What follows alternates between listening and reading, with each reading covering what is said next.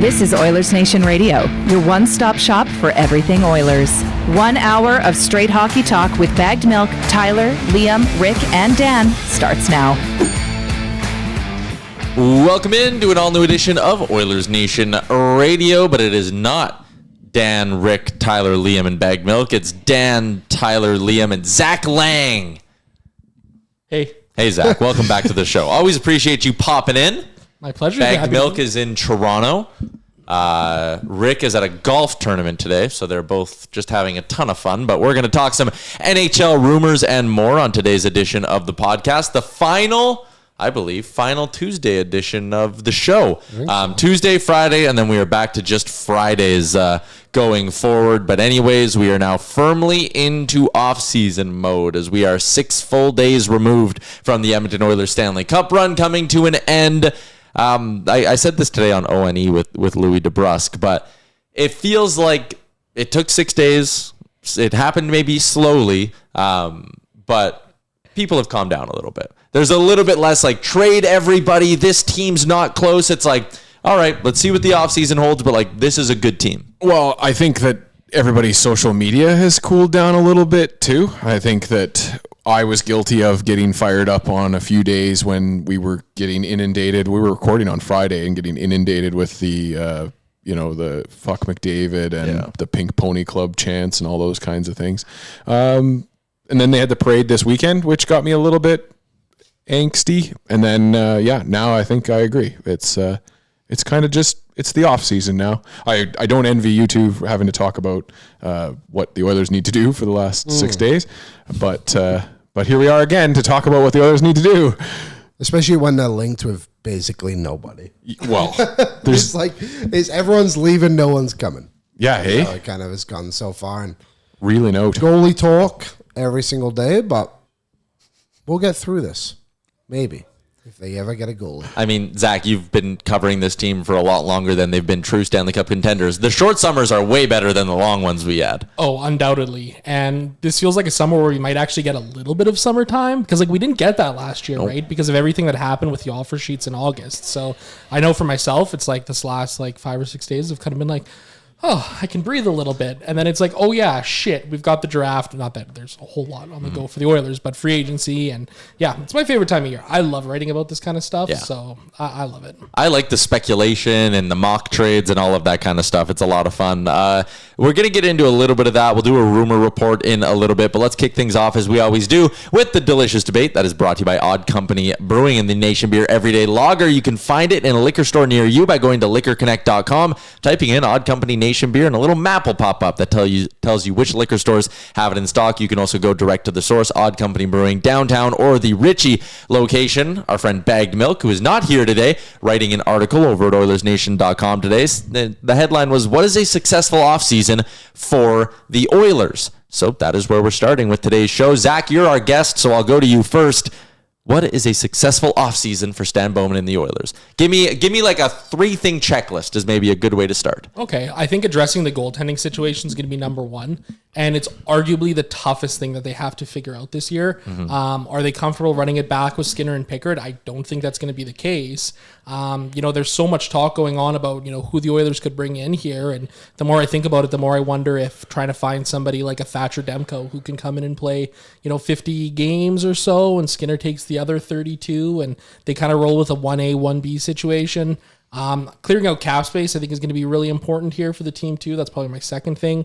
Got to figure out somebody to take Evander Kane, get out of Victor Arvidsson.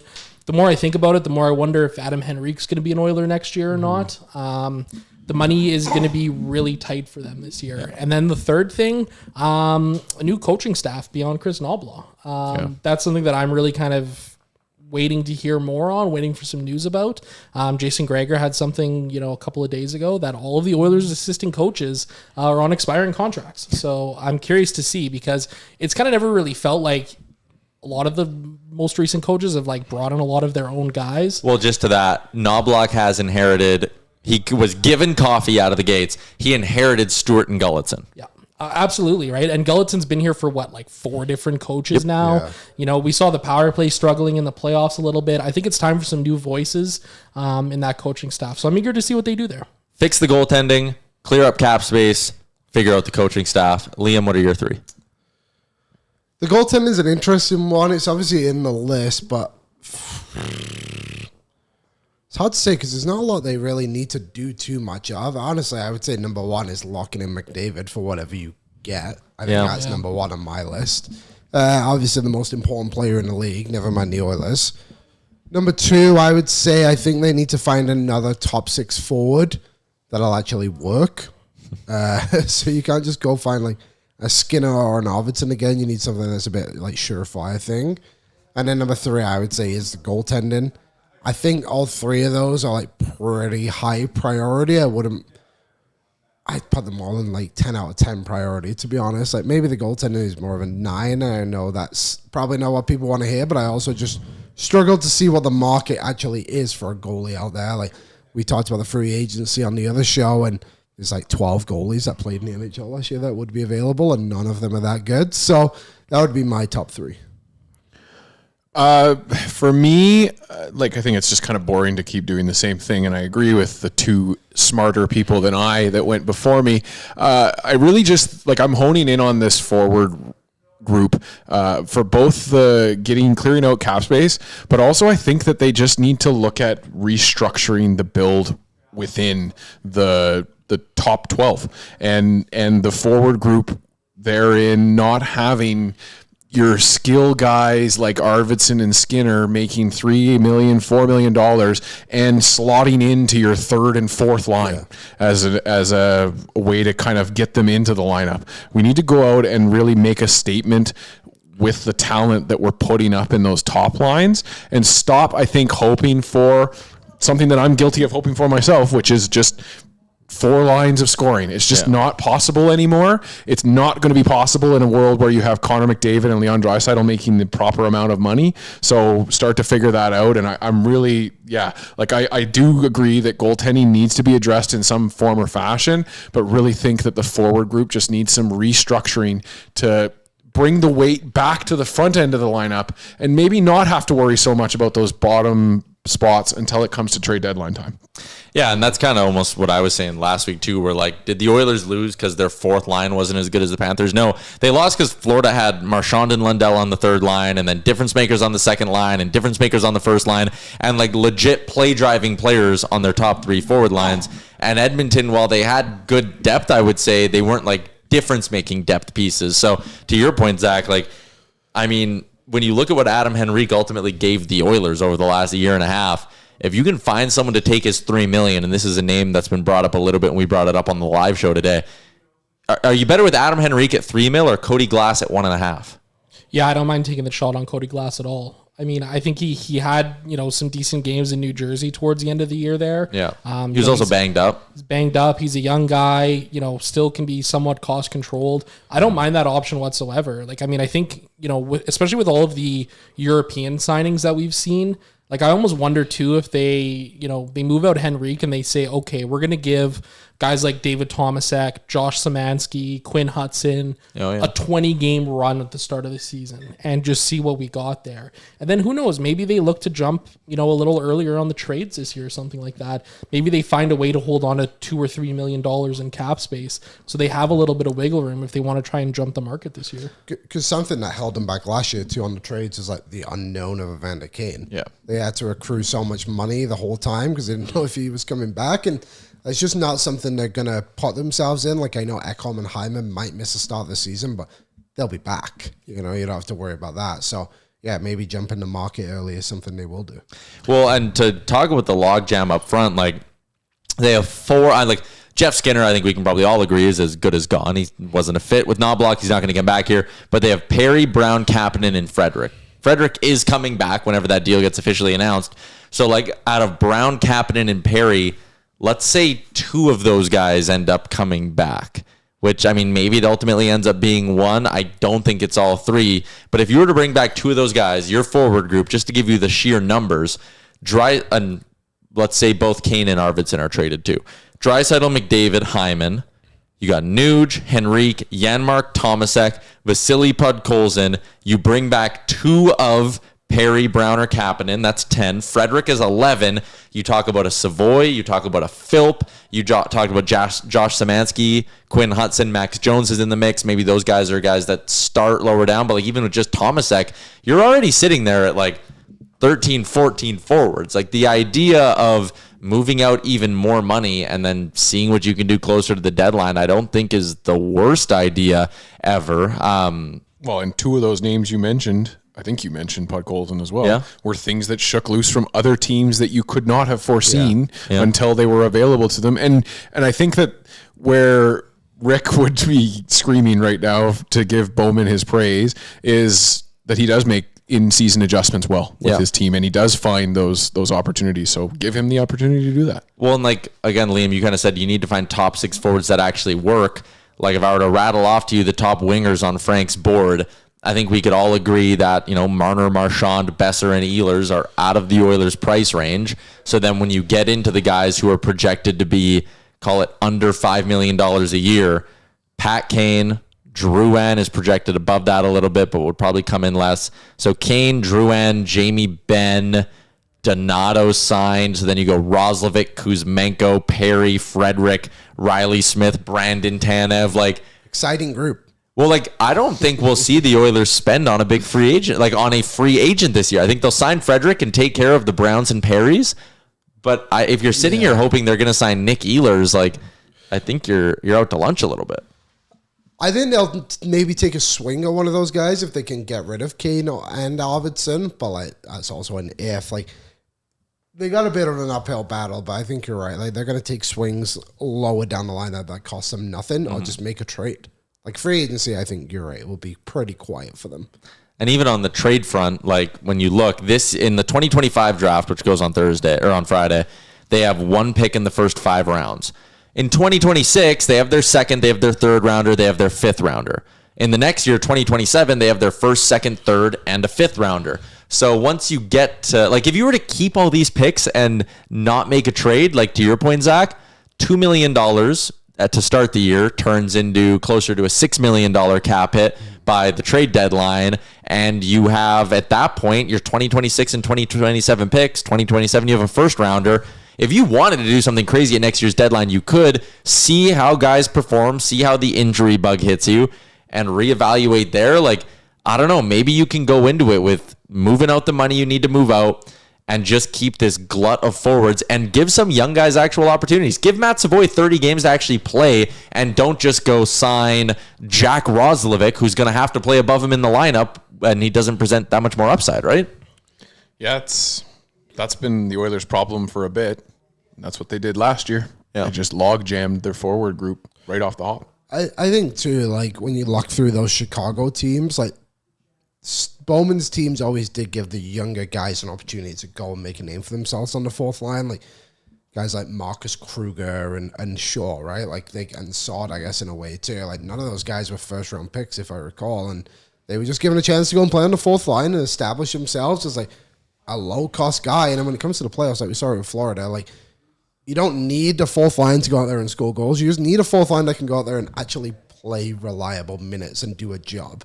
So if guys can figure that out and become something, I don't think anyone's going to be too upset. Like Jonah Gadjevich scored 4 goals and had no assists for Florida this season. I know he's a tough guy, but like, I'm pretty sure like Max Jones can also go out there, play physical, and score 4 goals in a season if you gave him 82 games to go and do it and $1 million. And and I think that's right there is like the difference. We go into the season expecting our depth to be scoring goals for us.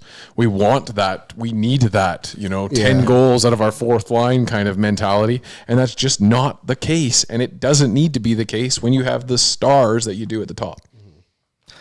What about on the blue line? I know Bowman kind of said he's going to keep his powder dry, but he also did talk about wanting to get younger in different parts of this lineup. And there's a couple of guys like the Oilers do.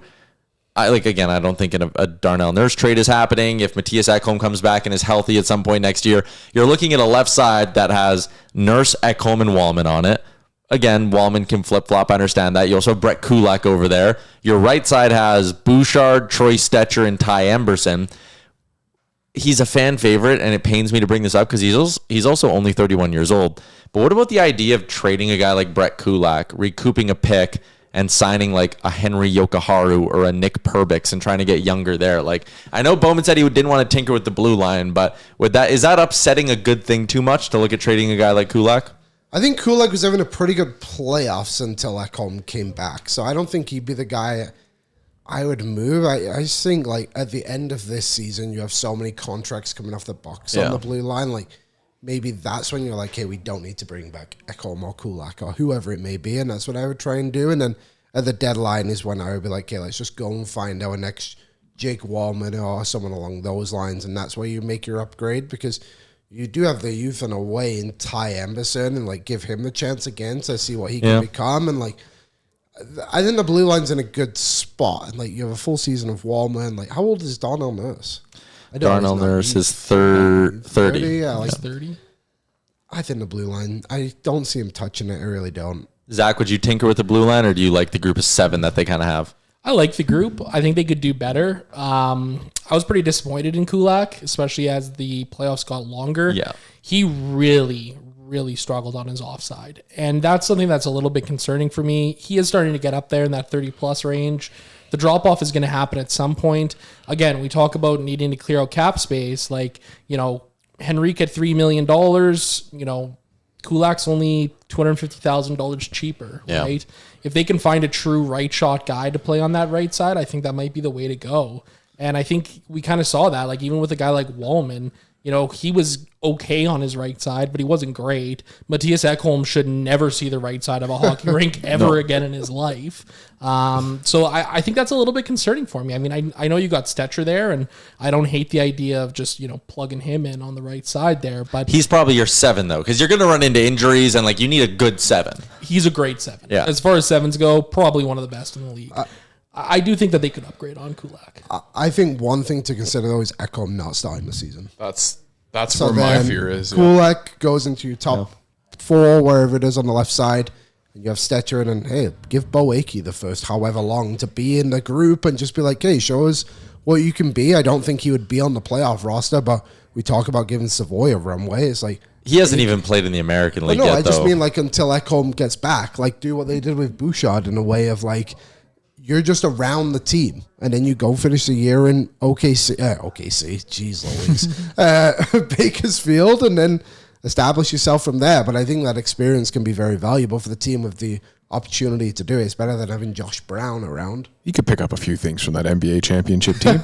Yeah. So have Cam Deneen. They did sign Atro Lepinen, one of the Finnish players. So like maybe the Lepinen thing too was like a bit of like we need more depth on the left side thing, or maybe they even knew, like, maybe we will explore the market for a guy like Kulak, and we need to build in a bit more depth. Let's keep cruising along. Talked about what would make this summer successful for the Oilers, and again, I think all of us to some extent recognize the need for goaltending. Dan, I'll let you go first. There's Jake Allen, there's Thatcher Demko, there's John Gibson, there's young guys like Hofer and Ukko-Pekka Luukkonen maybe on the market, albeit very expensive. Is there one name that you gravitate more towards as you hear all the rumors? Well, I think right off the hop, I'm a Thatcher Demko fan, but I think that you would have to have another team facilitate that trade somehow. I just don't see Vancouver making a deal at this point to try and make the Edmonton Oilers complete in the net. Other than him, like, it's been something that it's a drum that I've been banging now for a few days. But when you look at the free agent talent that's out there, other than maybe Jake Allen coming in, and then you have him as just a platoon to replace Pickard, I'm not over the moon about it. So I'm hopeful that Bowman goes out and makes a trade, and then if I'm looking at a trade, I'm looking at Ukko-Pekka Luukkonen. Would be the guy, because then he's right in that age window, and you can hopefully extract some talent out of those two guys between him and Skinner as your goalies 1-2. Liam, I've heard your take a lot on O&E, so I'll let Zach go next. Zach, Anyone in the name stand out to you? Not really. I don't mind the idea of UPL, but it feels like you're kind of like putting yourself in an awkward spot with another guy in his mid-20s who's unproven as a netminder. 26 years old and had a save percentage below 900 this It's year. like the same age as Stuart Skinner is right now, right? Yep. I like the idea of grabbing somebody from the Sabres because, as we've seen time and time again, once you get somebody out of Buffalo, they seem to do a lot better than they Unless did it's in Jeff Buffalo. Not a few times. I mean, to me, I think Demko is probably the guy that I like the most. I don't think it would cost a ton to get him out of Vancouver. It would be a little bit awkward and uncomfortable for the Canucks to do it, which, you know, to Dan's point of getting a third-party facilitator might be something you need to do. But I don't know. Like, I feel like you got to go for somebody that's got a ceiling, like a high ceiling. And that's kind of my concern. And I think something too, like the more that I think about it, the more that I wonder if like one of Skinner or Pickard are out the door this year in this summer. Because when you look at the depth, like the goaltending depth for the Oilers, you got Skinner, you've got Calvin Pickard, you got Olivier Rodrigue, and then you got Connor Unger, you know, probably ECHL. But Nathaniel Day, Samuel Johnson both got signed to ELCs this spring as well. So you're kind of getting like this depth logjam within the organization here. And it feels like, you know, you're not really doing right by a guy like Calvin Pickard by sending him down to the AHL to be like a second or a third string guy. You know, how does the organization feel about Stuart Skinner? I still think there's a lot of upside there for him. I'm hesitant on giving up on him. Funny enough, he's a year younger than Devin Dubnyk was when the Oilers traded Dubnyk away. And look at what happened with Devin Dubnyk once he got out of Edmonton, and the Oilers kind of finished running him out the door. So I don't know. I don't really love the goaltending market, but it kind of feels like there has to be something that they do. I think it's probably one of Demko, or I guess maybe even, you know, Gibson's not a terrible idea either. So you heard it here first. Zach predicts that 7 years from now, Stuart Skinner will be co-hosting with Aaron Bordato on the postgame show. Hey, we'll call it the Mustache Show. There you go. Looking at like comparable deals for all of this. So like Gibson, I think would probably be pretty close to the Jacob Markstrom trade that we saw last summer, where Calgary kept pretty much $2 million of it, and they got New Jersey's first rounder and Kevin Ball. Kevin Ball, 24-year-old defenseman, at one point had some shine as a legit prospect, was in the OG Taylor Hall, Arizona Coyotes trade. So for the Oilers, the comparable there would probably be like, would you do a first and Ty Emberson for John Gibson? And it'd be your 2027 first for John Gibson if he's retained at $4 million? Oh, but like, if that's the cost for Gibson, who's the healthier option of the two, and he comes with term, you could argue, would you rather give up that or just give up a second rounder for Demko? I'd give up anything for Demko over Gibson. Yeah, I just don't see Vancouver rolling out the welcome mat for the Oilers to although that. they've made trades with Calgary in the past, but it was Vancouver getting and Calgary selling off, I suppose. I think that I and this is just my vibes only, but I feel like any team looking at the Oilers and seeing how close they are, not wanting to be the one that's going to put them over the hump. Zach, do you have would you, if the package was the same, would you go Demko over Gibson, or would you take the term? And I don't know. I like the idea of going with the term, but I'm pretty high on Ty Emberson. Like, I really like him. I don't know if I'm willing to give him up, but again, like, you know, Merrick said it yesterday on the sheet. We got something up on Oilersnation.com about it. The Oilers are probably going to have to overpay for whoever they get in terms of goaltending. To Dan's point almost, right? Yeah, it's probably going to have to be that first round pick plus something else. And, you know, as Frank Saravalli kind of wrote on DFO yesterday, there's like a lot of teams that are looking for goaltenders right now. So there could be a bit of a bidding war on a guy like Demko or a guy like Gibson. And it just feels like the Oilers are going to have to give up more than they probably want to have to. And if you want to talk UPL or Hofer, you go, there's risk there because they're unproven. And if you want to talk Demko or Gibson, there's risk there because of the injury history and the age. Trading Stuart Skinner, 26 years old, has a season where he was a .914 goalie, has had runs in the playoffs where he's great, runs where he's bad. There's also risk in, like, Stuart Skinner presents upside too. I know no one wants to hear that, and I always bang the drum as a Stuart Skinner guy, but like, there's a chance Stuart Skinner is good next year. No one wants to hear that because everyone wants change, and I agree that they need to make change. I'm not like trading Stuart Skinner, though, to take a chance on 1 year of Demko. I'm doing both. I'm keeping Skinner with Demko. Yeah. The people who don't want to hear it, you can't please those people. Yeah. Like, at the end of the day, Just take away the name. You have a 26-year-old goalie. Every other name that you're throwing out there, the people who don't want Skinner, are also 26-year-old unproven goalies. Way more improved than Stuart Skinner. He was better than Jake Ottinger again this season. Aiden Hill. He just wasn't better than Bobrovsky, and I've said it before, but I don't know if the Oilers... I think the Oilers could have beat basically any other goalie in this Cup final besides Bobrovsky, so it just is what it is. Like, it's unfortunate kind of timing that the Oilers need to go and find this goalie, and people are like, well, you should have done it last offseason. Well, you're in the same conundrum where the only real goalie available was Markstrom, also from your rival team. Yeah. So... Well, and to that point, too, it's not Pickard's fault that he was better than Stuart Skinner this playoff run, arguably, and is going to be the odd man out just because the structure of the situation is what it is. And Skinner, you can't just give up on Stuart Skinner. To me, that would be foolhardy, and you go back to the last time the Edmonton Oilers gave up on a goalie that they developed themselves, and it wasn't great. So, yeah, I don't know. It's a frustrating situation, but also, and I think that we go back to Connor McDavid's end of series or end of season, recap and talking about how it's not sad, it's annoying because now we've got to make some changes, and now there's like it's not just we were there and we needed X to fall our way and we would have been okay. We are not there yet. The Florida Panthers are the better hockey team, and they showed it 2 years in a row. I think I'm comfortable giving up Stuart Skinner if you're going out and getting somebody who's like a proven number one goaltender. Like if it's a deal around Stuart Skinner and for Jeremy Swayman, for example, then I've got the interest in it because in Swayman you're getting a guy who can be a bona fide number one goaltender. Coming off a bad season, though. Coming off of a bad season, but, he missed training camp. Yeah. It was a late start to the season. I think that really played into things there. But, I mean, the difficulty with that is, like, the money situation. If you trade Kane and Skinner to Boston, you're eating an extra $525,000. But that basically, including if you trade Arvidsson, that soaks up all of your money this offseason. And my devil's advocate point to Swayman is... Like, if you go get Demko and it doesn't work, you let him go. If you go get Swayman and he doesn't bounce back, oh boy. 8.25. After next season, there's still 6 more years on that deal. It's a swing to take, right?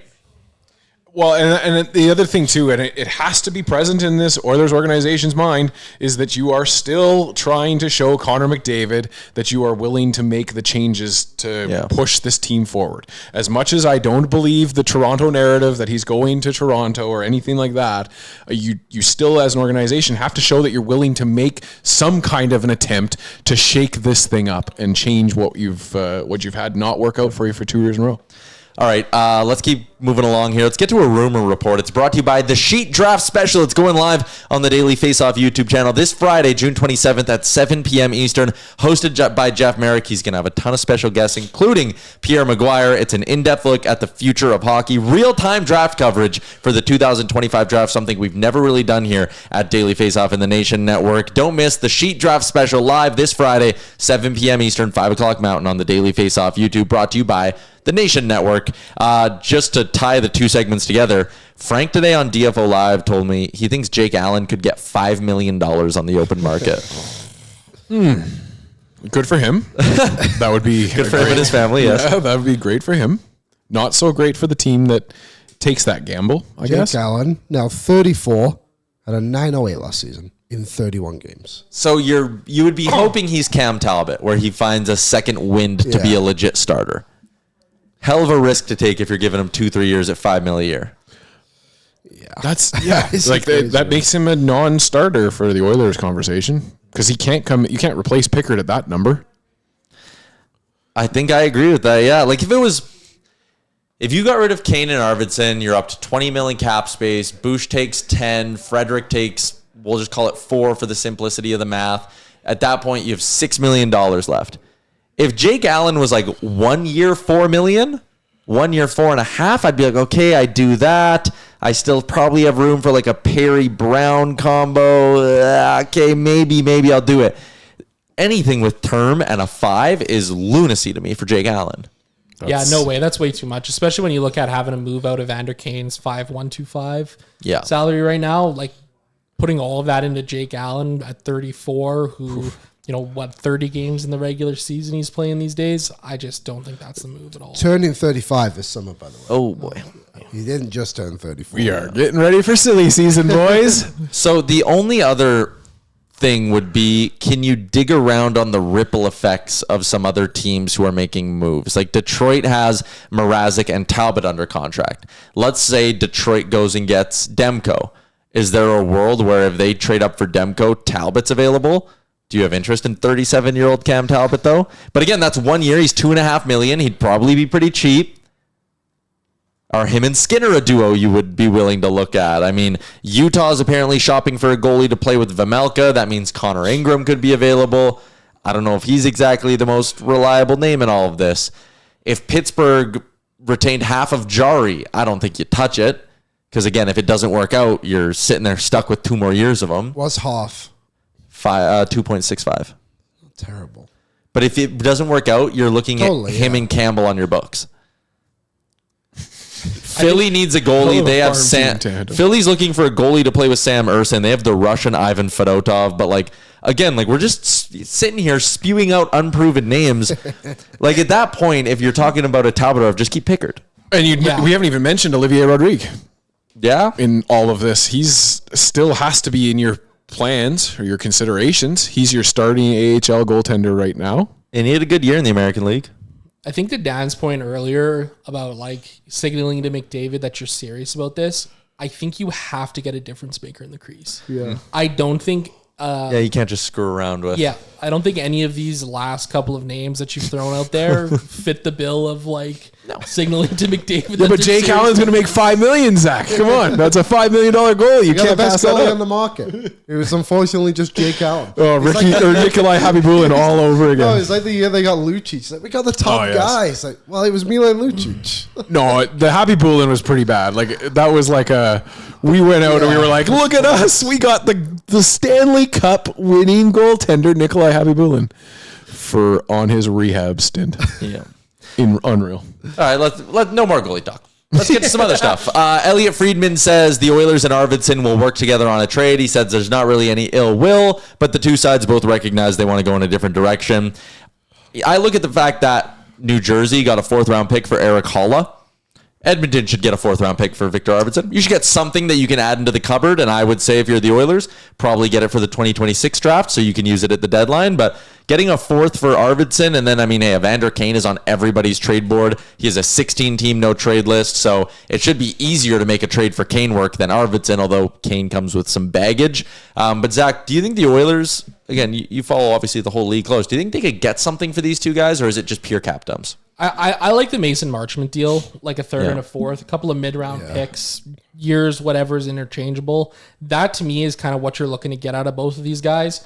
I still think they both have upside. I wrote about it today on the site. I looked at a couple of options for Evander Kane, and I think that there's some teams out there that can make sense for him. There's some contenders out there. I listed the Carolina Hurricanes and New York Rangers as teams that, have some cap space. They have some draft picks. They could use a guy like Evander Kane. What was the Carolina Hurricanes' biggest issue? They just didn't have the physicality. Well, part of the issue was that they didn't have the physicality to match the Florida Panthers. And Kane's a guy, obviously, that can bring that when he's healthy. Brindamore is there as the head coach. I don't know. I think getting, a mid-round pick or 2 mid-round picks is certainly what you're hoping to get from any kind of trade for Kane or Arvidsson. Yeah, I do think Arvidsson and Kane are being treated like they're a couple of bums who aren't very good anymore. Kane was good for stretches in the playoffs. So was Arvidsson. Yeah, and he's obviously going into a regular season where he's under contract for 1 more year, and it's the first time he's been healthy going into a season in however long. So that would be an appeal for me. Obviously, we all know who Evander Kane is, and maybe that's why he wouldn't be an appeal for some teams. But contract year, if you're a team sitting there being like, we're probably getting him on his best behavior, because Kane having a good or bad year next year is probably the difference between his next contract being 4x4 or 1x2. Also, too, the second best time to get an Evander Kane, if you were a team to acquire him, would be at the trade deadline. If you got him and were like, hey, let's just flip this guy if it doesn't work. And then a team has to deal with him for potentially 40 games, whatever it may be. But Arvidsson, too, he's only 2 years removed from a 60-point season. He's not nothing, He feels like a guy, and, I don't expect this, but if, the Oilers trade him away for a 4th and a 5th, whatever it was, then at the end of next season, we'll be like, man, can you believe the Oilers only got a 4th round pick for Arvidsson when he goes and scores another 25 goals or whatever? I think that's why I'm annoyed at the Arvidsson departure. Like he had everything lined up for him perfectly here, and he got the proper treatment from the coach. He stuck in the lineup when other guys couldn't get a sniff, and still I don't know, whatever. I guess I just feel like I feel like my hate of Victor Arvidsson has been realized and reaffirmed that I should have stayed there. And I agree with you, Liam. It's annoying to me that we're talking about these guys like they're spare parts, and they should have been way better than they were, especially Arvidsson, but Kane too, to a certain extent. Like the guy, had the whole year to get ready for this, and we also still have an investigation looming over our heads, possibly. Yeah. But from that, so it just, I don't know. It leaves a bad taste in my mouth. Arvidsson did have 7 points in the playoffs, and he only played 15 games. Effective, yes, but he was like, I feel like if you're a team who watched him in the playoffs, you didn't sit there and think like, man, this guy can't play anymore. Yeah, he just wasn't a fit. Yeah, he just played 10 minutes a night.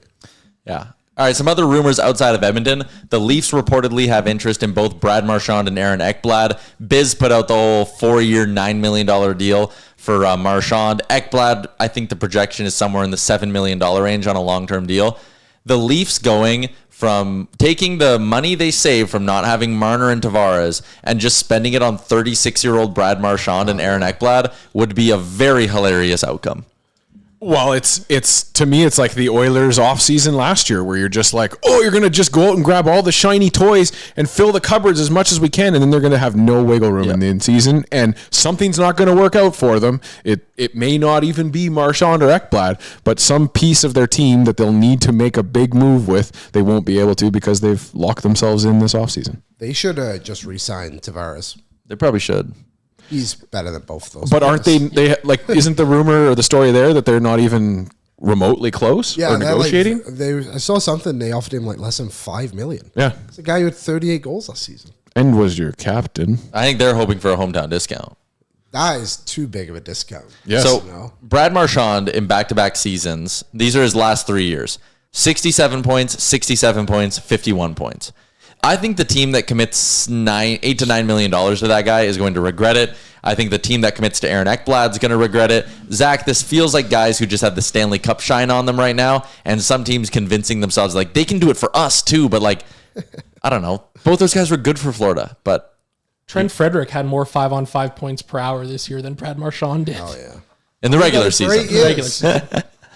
Yeah. And we got him for 8 years, yeah. Yeah, I don't know. Like, I love Marchand, and I think he would be a great fit for a lot of teams, but the term, the money, that is scary as hell. But again, when you're a desperate team like Toronto right now, they're losing the shiniest of toys that they've had for so long, Mitch Marner. It feels like they almost have to make a splash in some kind of a way that way, and especially with Marchand. I mean, I just think it would be hilarious for them to pick him up. But I do think that, years 2, 3, 4, that's going to be pretty rough. And Ekblad, I mean, again, somebody's going to overpay for him, but that's ugly. That's free agency. And I know I am the resident Bradley Marchand hater on the panel here, so you can take what I'm saying with a grain of salt. But also, this is the guy that was the captain of the Boston Bruins that had the greatest regular season of all time and then flopped in the playoffs. Like, I think that you guys hit it like nail on the head. There was a player in Bradley Marchand that was uninspired during the season and got new life and an opportunity to go to Florida and go for a championship. And we as Edmonton fans saw it more than most in those last final games where he just had an extra pep in his step because he didn't really have much to play for in Boston. Like, it was just, there was nothing going for him there, and he was the captain of that team. So, like, good luck to you, whoever wants to think that Marchand's going to come in and change the entire culture. Don't get me wrong. I do think he will add like a competitive edge to that team that they have not had and have been sorely missing. But I don't think that that's the one little piece that they need to take them to the third round in the Stanley Cup Finals. Two more quick ones. Frank seems to think it's more likely the Flames move on from Anderson just based on his reporting that the two sides are very far apart in their initial numbers. And the Islanders could potentially look at moving on from RFA defenseman Noah Dobson as well. So Matthew Darsh, maybe a little spooked by the sticker shock of Dobson's ass, could look to move on from him. I mean, the Islanders don't have a lot of talent. I'm confused why they would move a talented player.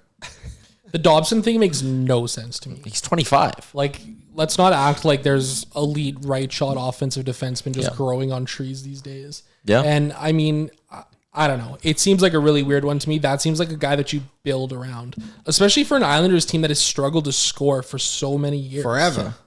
They've struggled so much with that offense, right? And to have a guy like Dobson who can move the puck really well, put up, 60, 70 points, like, I think moving on from him is a big mistake, unless you're getting like an absolute haul. Like a top 10 pick this year plus. Yes. Yeah.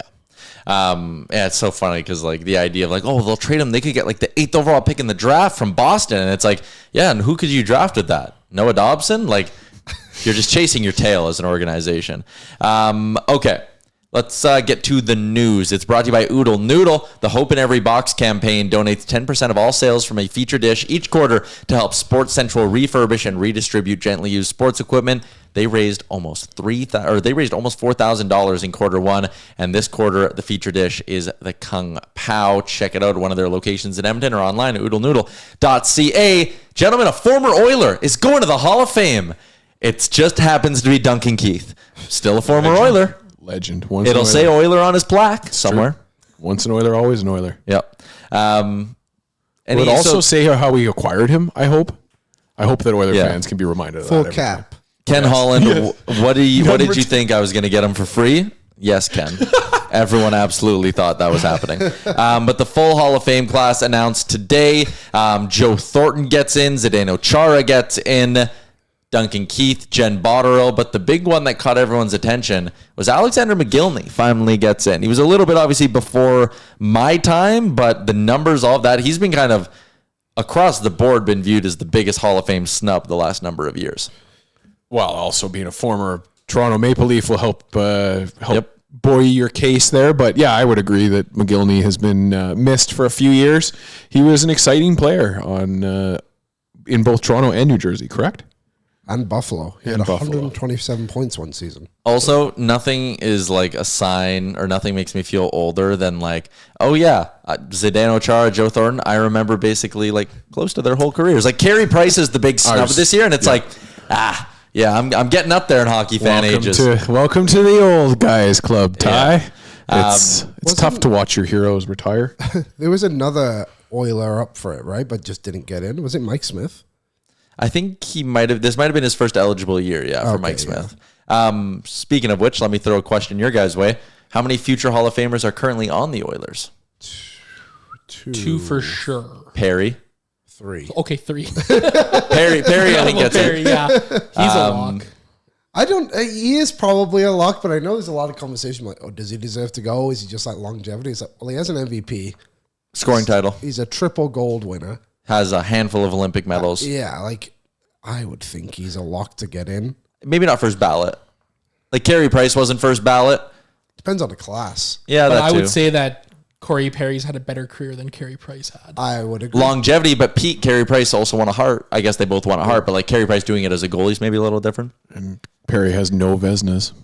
It's a good point. True. Good point. Career 917 for Carey Price. I do think that Perry's reputation will hurt him come ballot time. I think it'll help him because he's now grown into the lovable old man who's a rat. I suppose. Yeah. The lovable rat. He keeps losing Stanley Cup finals too. Evan Bouchard, maybe one to watch. Like if they're like, you can walk through the hypothetical and listen, I know they're going to be, if this gets clipped, the Facebook group comments are going to kill me. They'll crucify me. But like there is a path to like the Oilers eventually win a few Stanley Cups here. Yeah. Evan Bouchard wins a Norris at some point, and you sit there and go, he's the greatest point producing playoff defenseman of all time. There's an argument for sure. I'll say if Shea Weber gets in, Evan Bouchard has a good chance to get in. Right? He just has to like. But Shea Weber was mean And could shoot the puck. Yeah. And was on one Olympic team. Yeah.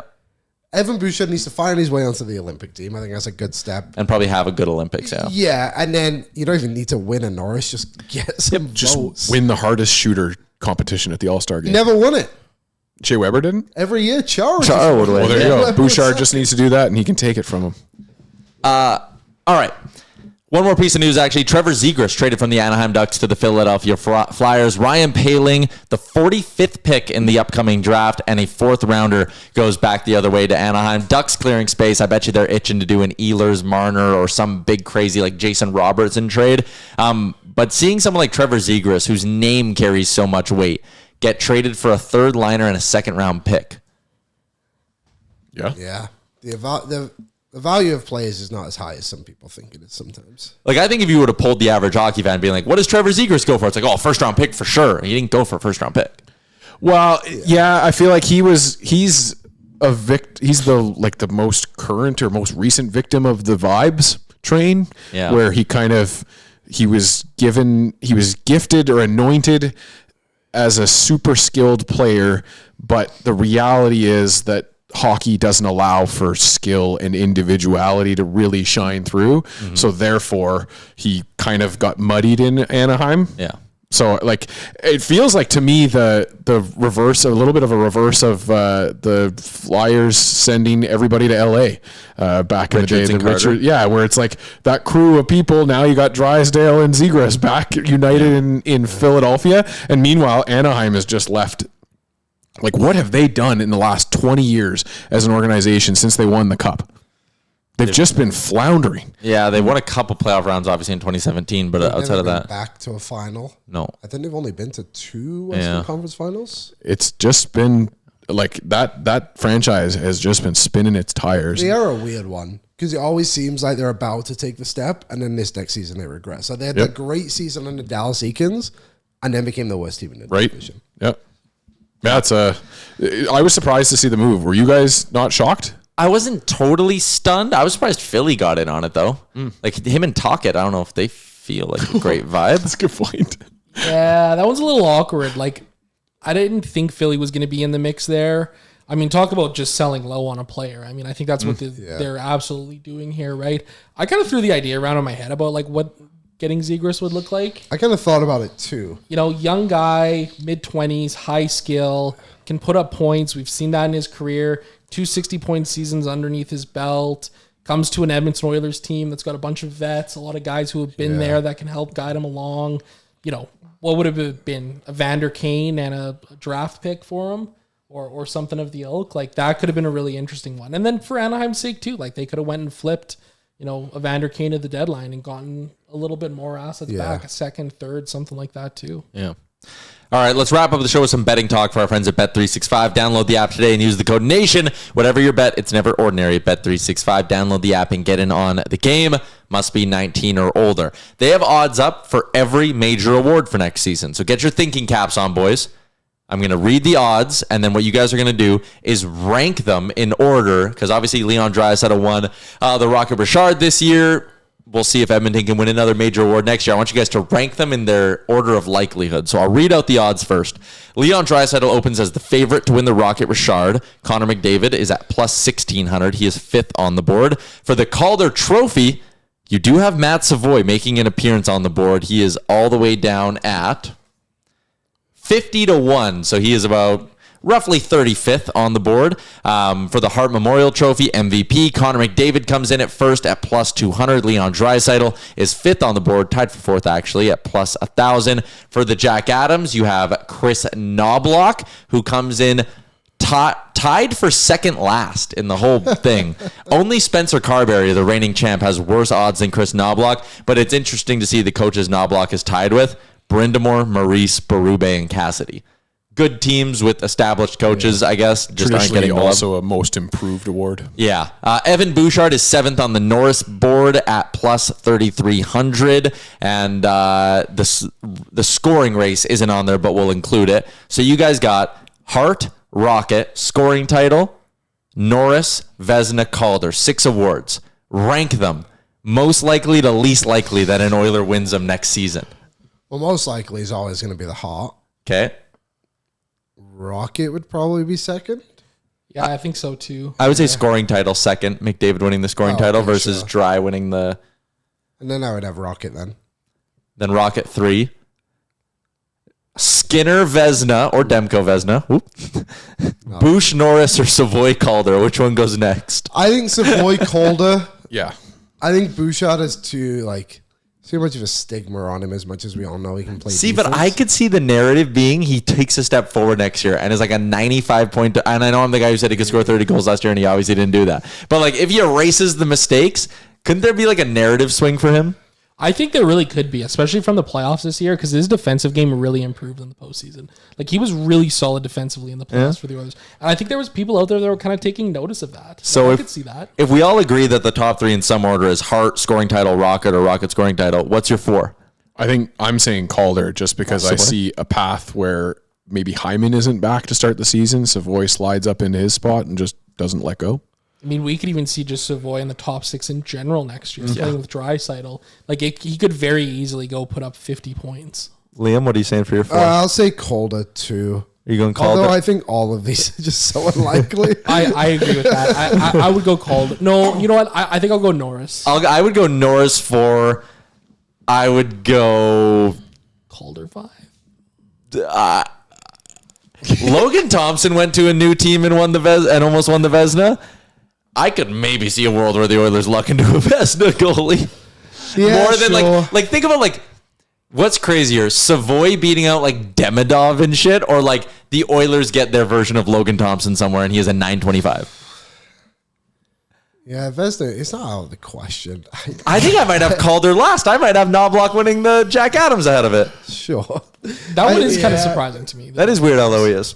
I don't think so. I think that, like I said, to me, it's an award that just traditionally goes to the team that surprises the most in its standings jump. So there's nothing the Oilers can do to surprise anybody this year. So last year, Spencer Carberry did he win? Yeah, he did. Okay.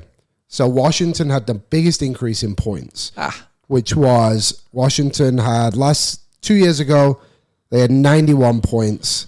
Last season, they had 111. So a 20-point swing. This season, the Oilers had 101 points. Okay, my thought is already out the window. 120 points. If they put up like 15 more points, won the division, that's the path fair, to yeah. Knobloch winning. Running away with the division. Which is entirely possible. And they would win the President's Trophy. They would have been the highest score, the most points in the league. Actually, that's not true. 116 points was the most points in the league this season. So that would mean the Oilers win the Presidents next season, hypothetically, if they got 15 more points. And that's how Knobloch wins. So then maybe I go Hart scoring title, Rocket, Norris, Jack Adams, Vezina, Calder. That works. This is peak off-season content. Yeah, they're in the running for 3 of them. We haven't even gotten to the silliest season yet. We're not even in mid-August. No, we're not. I probably shouldn't have burnt this on June 24th show. We probably could have talked draft instead. Oh, well. I'm sure the odds will change. Yeah. All right. I think that's a wrap on today's edition of the show. Draft coming up on Friday, and then free agency next week. I'm doing another big, long live stream with our friends at Daily Faceoff. Myself, Carter Hutton, Matthew Barnaby, Colby Cohn, Johnny Lazarus, Jeff Merrick. Whole crew is going to be around, and we're also going to have some special guests popping by. That is a wrap on today's edition of the show. Enjoy the rest of your Tuesday, and we'll see you back on Friday with the normal crew. What's up, Nation citizens? If you like that video, then you need to be subscribed to the Oilers Nation YouTube. Podcasts, live shows, exclusive interviews, and analysis. Everything you need from your favorite voices at Oilers Nation. And you don't want to miss any of it, so hammer that subscribe button.